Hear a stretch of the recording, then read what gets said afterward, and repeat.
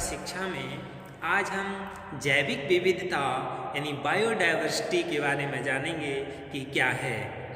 जैव विविधता का यानी मतलब है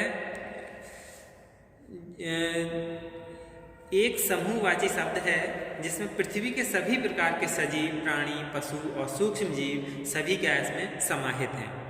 एक समय था जबकि पृथ्वी पर की कृषि व्यवस्था तथा उस पर उत्पादित होने वाले खाद्य पदार्थों की मात्रा अथाह थी, लेकिन आज उस स्थिति में क्या है, बदलाव आ गया है और अब वह केवल पर्याप्त की श्रेणी में आ गई है, यानी एनफ। संतोष तो यही है कि यह सामग्री पुनः प्राप्त की जा सकती है, लेकिन यदि बहुत बुद्धिमत्ता से उत्पादन का प्रबंधन हो तो पूरे विश्व में रहने वाले प्राणी वर्ग को उसके खाने पीने और अन्य पदार्थों की पूर्ति की जा सकेगी। पर इसके लिए प्राकृतिक विविधता यानी नेचर्स डाइवर्सिटी का उपयोग करना होगा, जिसे आज हम जैविक विविधता यानी बायोडायवर्सिटी के नाम से जानते हैं। प्रारंभ में विश्व में खाद्यान्न की कमी को पूरा करने के उद्देश्य से हरित क्रांति यानी ग्रीन रिवॉल्यूशन की कल्पना की थी, जिसे 1968 में संयुक्त राज्य के कृषि विभाग के निदेशक विलियम गेट के नाम दिया था। उन्होंने पाया कि अन्न की विशेष जाति से ही भारत और पाकिस्तान में गेहूं तथा फिलीपाइंस में चावल का अधिक उत्पादन हुआ है।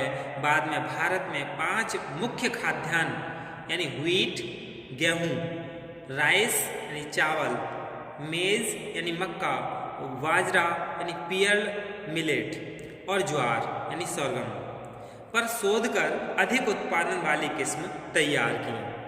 यही कृषि क्षेत्र में विविधता कहलाई यानी डाइवर्सिटी इन एग्रीकल्चर फील्ड। लेकिन सनई सनई यानी धीरे धीरे यह जाना जाने लगा कि यह विविधता सभी सजीव पदार्थों व वस्तुओं में है और प्रगति के लिए इसका उपयोग संभव है। तभी से जैविक विविधता की उपयोगिता को प्रयोग में लाया जाने लगा। आज जैविक विविधता यानी बायोडायवर्सिटी को 3 स्तरों पर देखा गया है। यानी 3 स्तर कौन से हैं? प्रथम स्तर यानी पारिस्थितिक तंत्र के स्तर एट द इकोसिस्टम लेवल, जैसे पहाड़ी पारिस्थितिक तंत्र, मैदानी पारिस्थितिकी तंत्र, रेगिस्तानी पारिस्थितिकी तंत्र, तटीय पारिस्थितिकी तंत्र। ये क्या है? प्रथम स्तर है। द्वितीय स्तर क्या है पारिस्थितिक तंत्र के यानी प्रजातियों के स्तर पर आता है ये eight the level of species. विशेषज्ञों ने विश्व में विभिन्न स्तर पर प्रजातियों का अंकन 15 लाख से 8 लाख तक किया है। सभी ने इन प्रजातियों की संख्या निर्धारण में अपने अपने तर्क दिए हैं, पर यह निश्चय ही अनुमान लगाया जा सकता है कि यह संख्या काफ़ी अधिक है। तृतीय स्तर यानी प्रजातियों के अंतर्निहित स्तर पर at the level of within species, हर प्रजाति के अंदर ही असंख्य प्रकार की विविधता और विभिन्नता संभव है।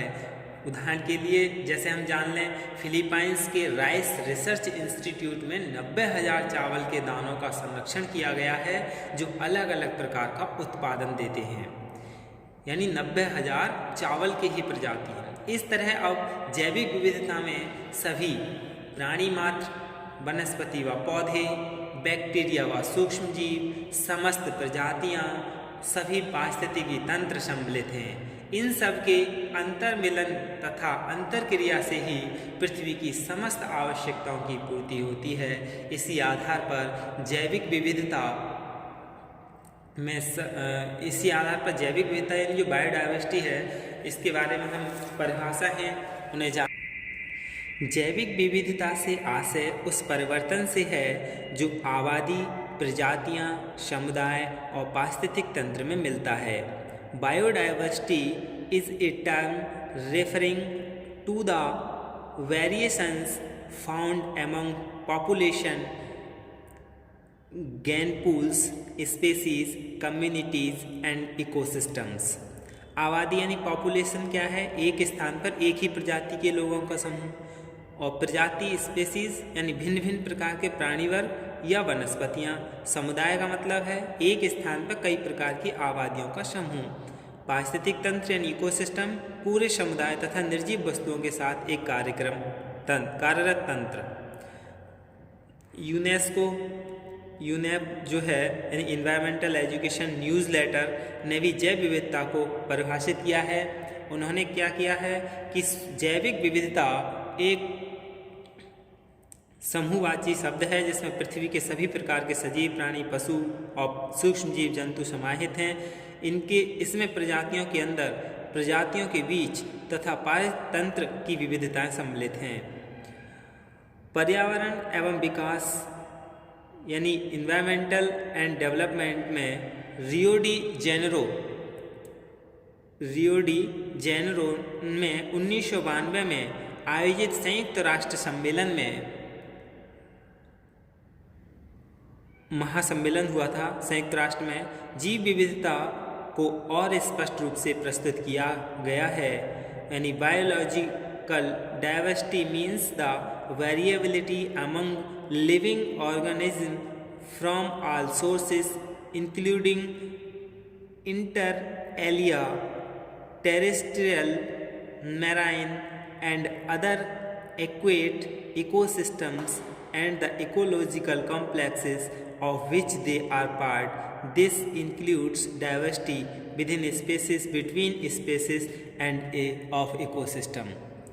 यानी ये क्या है? यानी जैविक विविधता से मतलब समस्त स्रोतों, भूमि, समुद्र, जलीय पारितंत्र तथा पारितंत्र समूहों से उपलब्ध प्राणी वर्ग की उस पारस्परिक क्रियाशीलता से है जिसके वे अंग हैं। इसमें प्रजातियों में अंदर ही अंदर तथा प्रजाति और पारितंत्र के मध्य विविधता सम्मिलित है। जब भी हम जैविक विविधता की बात करते हैं तब हम पूरे पृथ्वी के पारितंत्रों यानी कौन कौन से होते हैं, स्थलीय, जलीय, वायुमंडलीय, इनके अंदर समस्त सजीव और निर्जीव वस्तुओं के पारस्परिक व्यवहार की बात करते हैं। इस विविधता ने ही जीने के लिए यथेष्ट भोजन, पानी, वायु, कपड़ा, मकान की प्रचुर उपलब्धता कराई। जैविक विविधता इस पृथ्वी, समुद्र, वायु और आकाश में रहने वाले अथवा बसने वाले उन समस्त सजीव प्राणी जगत के सदस्यों की परिवर्तनशीलता का ही एक अंतिम परिणाम है जो प्रजातियों के अंतर्गत, प्रजातियों में परस्पर तथा प्रजातियों में से निर्मित पारिस्थितिक तंत्र के अंतर्गत होता है। निश्चित ही इस पर समय यानी टाइम और क्षेत्र यानी स्पेस का भारी महत्वपूर्ण प्रभाव होता है। इसी के आधार पर हम इसके प्रकारों को भी जान लें। यानी जैविक विविधता को हम अनेक प्रकार से जानते हैं। सबसे पहले है सांस्कृतिक विविधता यानी कल्चरल डाइवर्सिटी। विभिन्न प्रकार के पर्यावरण में प्राणी जगत के रहने, बसने और तौर तरीकों के कार्यकलापों की विविधता, इसमें मनुष्यों के पहनावे, रीति रिवाज और सांस्कृतिक गतिविधियों को भी सम्मिलित किया जा सकता है।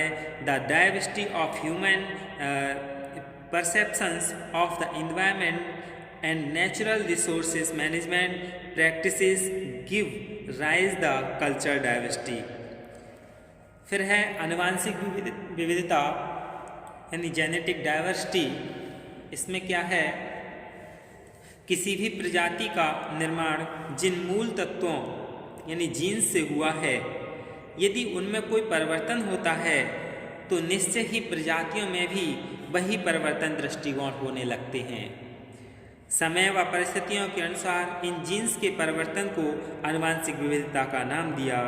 यानी it is the diversity of the genes in the individuals, plants, animals and micro organism that inhibits the earth. यानी ये पृथ्वी पर बसने वाले पौधे, पशु और सूक्ष्म जीवों के जीन्स में होने वाली विविधता है। फिर है प्रजाति विविधता, स्पीसीज डाइवर्सिटी। किसी क्षेत्र विशेष में मिलने वाली अधिकाधिक प्रजातियों को प्रजाति विविधता के अंतर्गत माना गया है। ये प्रजातियां एक ही प्रकार की स्थिति में रह सकने वाली परस्पर प्रजनन कर संख्या में वृद्धि करने वाली तथा परस्पर मिलकर पारिस्थितिक तंत्र को बनाए रखने में सहायक होती हैं। इनकी व्यूह रचना और कार्य प्रणाली इन बातों पर निर्भर करती है कि इनकी आवासीय स्थिति यानी रहने का स्थान हैबिटेट्स और पारिस्थितिक तंत्र को छेड़ा न जाए। जैविक विविधता में इस क्षेत्र की विशिष्ट भूमिका रहती है। The species diversity is the diversity among the different species and their interactions in a unique ecosystem. किसी विशेष पारिस्थितिक तंत्र में रहने वाली प्रजाति तथा उनके परस्पर क्रियाकलापों पर आधारित परिवर्तनशीलता को प्रजाति विविधता के नाम से व्यक्त कर सकते हैं। फिर है लास्ट पारिस्थितिक विविधता यानी इकोसिस्टम डाइवर्सिटी। यह विविधता मूल रूप से ही नहीं बल्कि आवश्यक रूप से प्रजाति विविधता पर आधारित होती है, जिसमें आवास की प्रचुरता यानी अबंडेंस ऑफ हैबिटेट्स,